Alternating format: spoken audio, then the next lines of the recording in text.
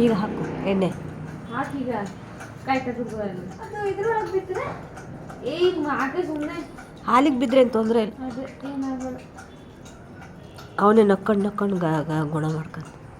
ಅವತ್ತೇನೋ medicine ತಂದಿತ್ತಲ್ಲ ನಾವು. ಅದು ಇದಕ್ಕೆ ಏನು ಮೆಡಿಸಿನ್ ಅದು? ಹೆಂಗಯ್ಯ ಹೆಗ್ಗಣ ವಿಡಿಯೋ ಮಾಡ್ತಿದ್ಯಾ?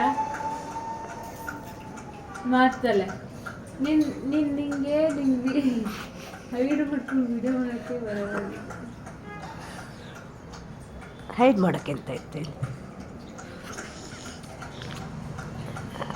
No hide.